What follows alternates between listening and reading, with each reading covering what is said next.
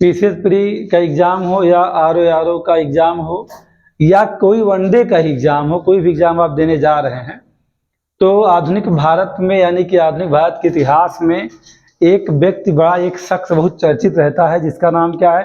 Sir Syed Ahmad खां, है ना। इनका एक मामला ये कि इन्होंने, लोग जानते हैं क्या इनके बारे में कि इन्होंने अलीगढ़ मुस्लिम विश्वविद्यालय की स्थापना की है, जो अलीगढ़ में है। बस इसी से लोग इनके बारे में अधिकतम जानते हैं।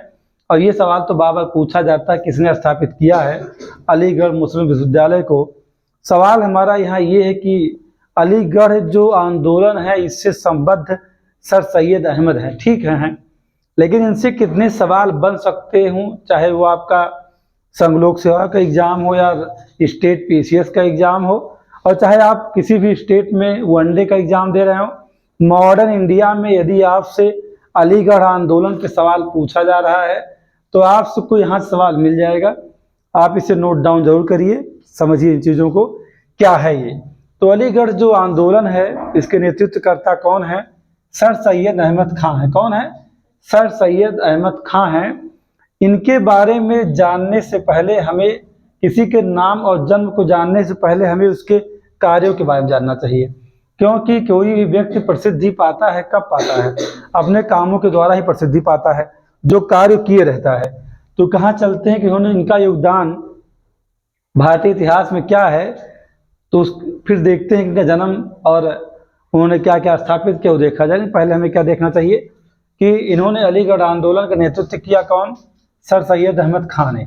उद्देश्य क्या था इस आंदोलन का? मुसलमानों को अंग्रेजी शिक्षा देकर ब्रिटिश राजभक्त बनाना।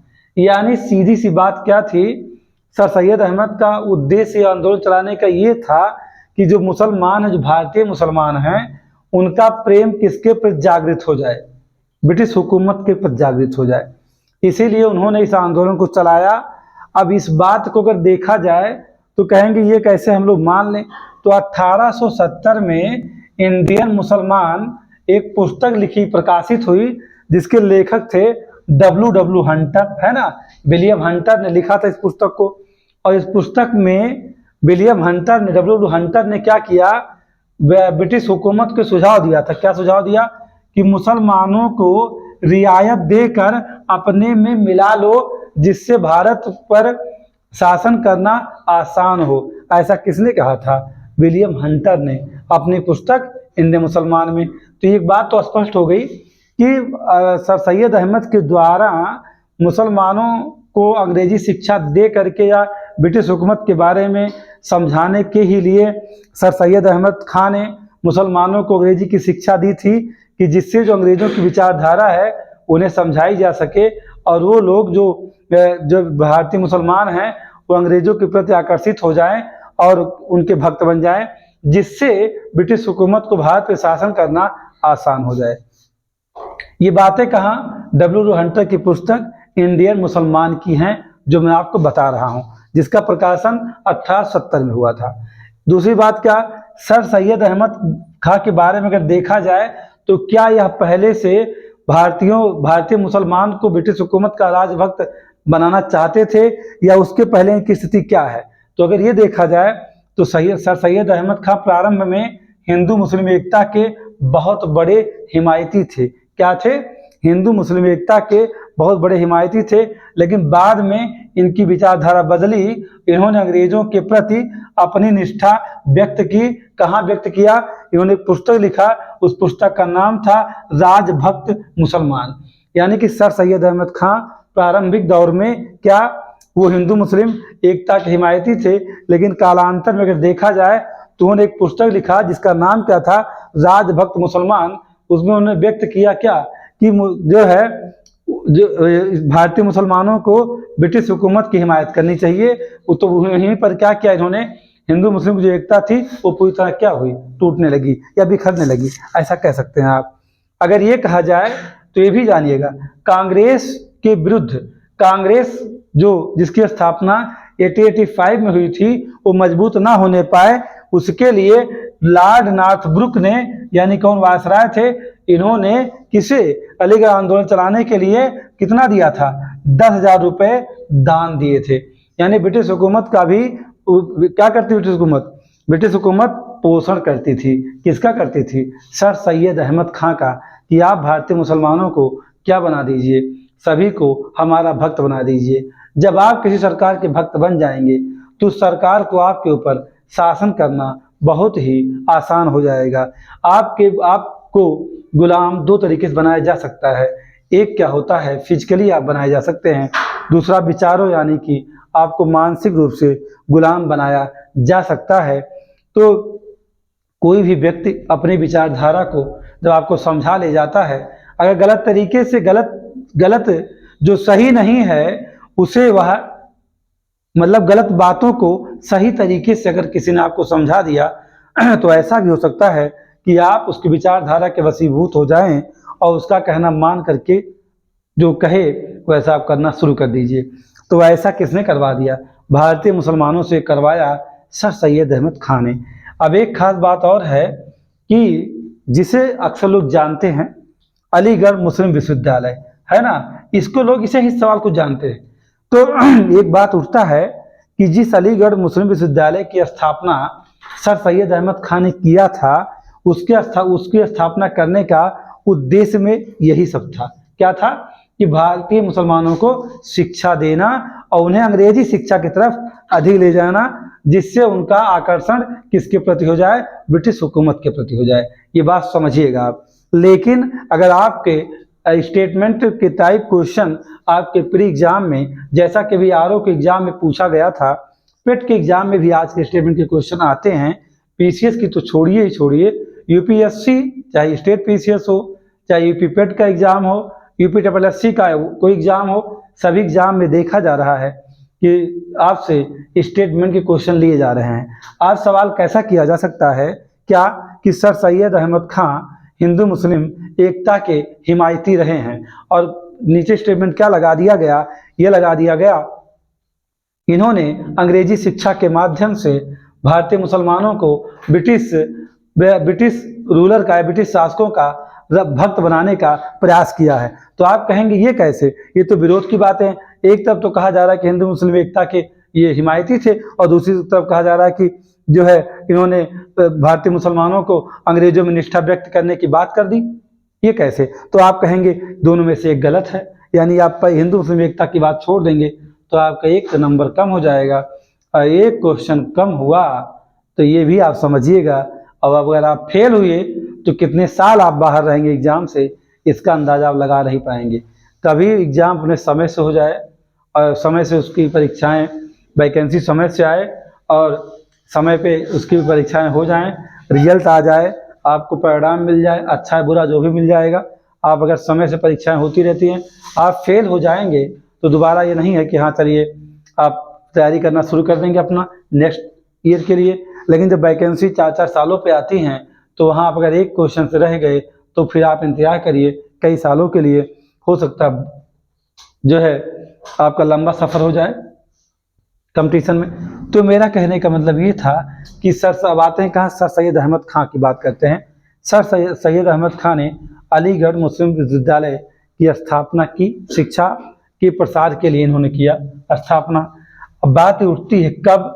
तो 24 मई 1875 का समय था। उस दिन महारानी विक्टोरिया का जन्मदिन था। यानी महारानी विक्टोरिया, यानी सोचिए कि सर सैयद अहमद खां कितने बड़े भक्त थे अंग्रेजों के, यानी ब्रिटिश के कितने बड़े भक्त थे कि उन्होंने महारानी विक्टोरिया के जन्मदिन के दिन 24 मई 1875 को अलीगढ़ स्कूल की स्थापना की। लोग इसे अलीगढ़ प्राइमरी स्कूल भी कहते हैं की स्थापना की। कब? 1875 में। 1877 में इसे मोहम्मडन एंग्लो ओरिएंटल कॉलेज कह दिया गया, जिसका उद्घाटन किसने किया? लॉर्ड लिटन द्वारा किया गया था। यही आगे चल करके कब? 1920 में अलीगढ़ मुस्लिम विश्वविद्यालय बन गया, जिसे हम वर्तमान में आज भी इसी नाम से जानते हैं। ठीक, अब बात ये उठती है कि इस मोहम्मडन एंग्लो ओरिएंटल कॉलेज जिसका उद्घाटन लिटन ने किया था, इसको भूमि किसने दिया था? भूमि प्रदान किया था यूपी के गवर्नर विलियम म्योर द्वारा दिया गया था। किसके द्वारा? William more. आपसे सवाल किया जा सकता है कि अलीगढ़ मुस्लिम विश्वविद्यालय, पहला स्टेटमेंट, अलीगढ़ मुस्लिम विश्वविद्यालय की स्थापना 24 मई 1875 को सर सैयद अहमद खां द्वारा किया गया। और दूसरा स्टेटमेंट दिया जाता है, इस विश्वविद्यालय की स्थापना में भूमि का दान विलियम म्योर ने किया था, जो कि कहाँ, बंगाल के गवर्नर थे। तो दूसरा गलत हो जाएगा, ये यूपी के गवर्नर थे। अब आपको जो भी पढ़ना है थोड़ा सा डीप मोड में जाके स्टडी करना है। किसी एक बात को जानने के लिए थोड़ी सी गहराई में अगर आप जाते हैं तो आप सवाल गलत नहीं होंगे। कई बहुत सारे क्वेश्चन बनाए जा सकते हैं। अभी तो मैंने इसको आपको ऐसे पढ़ा दिया, मैं इसी पे कम से कम 10 क्वेश्चन जो है उसी टाइप का बना करके आपको टेलीग्राम ग्रुप में शेयर कर दूंगा। चलिए, तो फिर बात उठती है कि इस जो विद्यालय स्थापित हुआ था, कौन, विक्टोरिया के जन्मदिन के अवसर पर अलीगढ़ स्कूल, उसके प्रथम प्राचार्य कौन थे? प्रथम प्राचार्य हैं थियोडर बैक थे। यानी कितने सवाल आप जानते हैं तो अलीगढ़ आंदोलन से जो महत्वपूर्ण जानकारियां थी आपको दे दी गई हैं। कोई भी एग्जाम हो, आप सवाल यहाँ गलत नहीं होगा। अब हमें एक बात है जिसकी हम चर्चा अब तक कर रहे थे, किसकी चर्चा? सर सैयद अहमद खां की। तो थोड़ा सा उठता है कि उनके जीवन के बारे में कुछ बातें हम जानें, जिससे एक दो सवाल वहां से हमको मिल जाए। जैसे आप देखते हैं क्या कि सर सैयद अहमद खां का जन्म कब? 17 अक्टूबर 1817 को दिल्ली में हुआ था। कहाँ हुआ था? दिल्ली में हुआ था। ये जो सारे सवाल अब हैं ये फैक्ट पर हैं। यहाँ मैंने जो आपको बताया अभी, ये सब क्या है? कॉन्सेप्ट टू फैक्ट हैं। और यहाँ जो बातें हैं ये फैक्ट की बातें हैं। किसी भी एग्जाम में इसे आप यूज कर सकते हैं। किसी भी एग्जाम में यहाँ सवाल आपको मिल जाएंगे, चाहे जो एग्जाम हो, यूपीपी हो, एसआई हो, एसएससी हो, जो भी वनडे एग्जाम होते हैं स्टेट में सबके लिए होगा। तो जन्म कब इनका हुआ? 17 अक्टूबर 1817 दिल्ली में। इन्होंने जब समय की बात करिए, एक सवाल उठता है कि 1857 के विद्रोह में कहाँ थे सर सैयद अहमद खां? तो कहा जाता क्या? 1857 विद्रोह के समय ये कंपनी की न्यायिक सेवा में थे। कौन सी कंपनी भाई? ब्रिटिश कंपनी, यानी ईस्ट इंडिया कंपनी की सेवा कर रहे थे। न्यायिक पद पे कायदे थे कौन? सर सैयद अहमद खां। अंग्रेजी शिक्षा के माध्यम से इन्होंने क्या करने का प्रयास किया? जो मुसलमानों में कुरीतियां, अंधविश्वास व्याप्त था, उसे दूर करने का प्रयास किया। किसने? सर सैयद अहमद खां ने।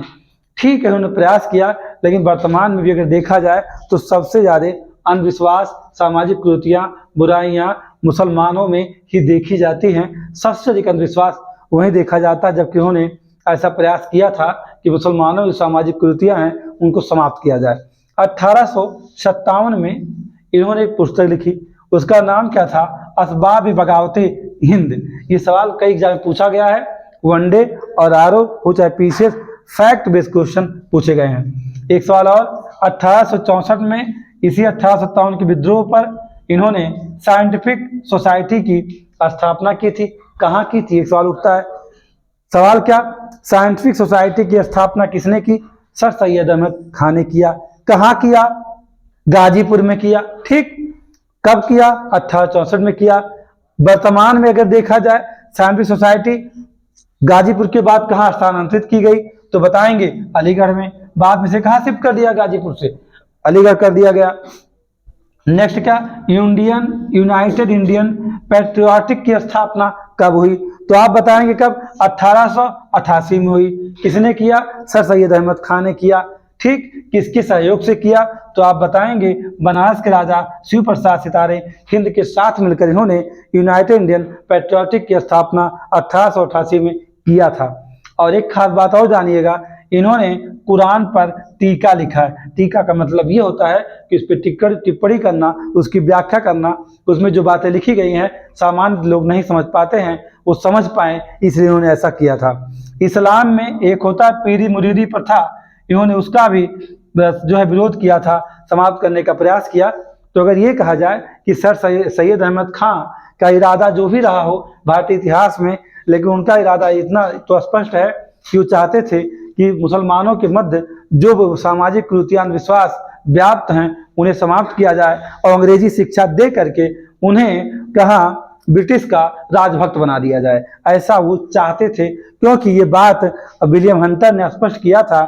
उसने ब्रिटिश सरकार को सलाह दिया था कि अगर भारत पे शासन करना है तो भारतीय मुसलमानों को विशेष रियायत दे करके अपने में मिला लो। तो ये सारी बातें अगर देखा जाए तो सर सैयद अहमद खां इन्हीं की विचारधारा के पीछे चल पड़े और जिसकी वजह से भारतीय इतिहास में इन्होंने अलीगढ़ आंदोलन को छेड़ा था। ये सारी बातें सभी एग्जाम के लिए बहुत आवश्यक हैं, इसको आप नोट डाउन करिए या कई बार इसको रिवाइज करिए।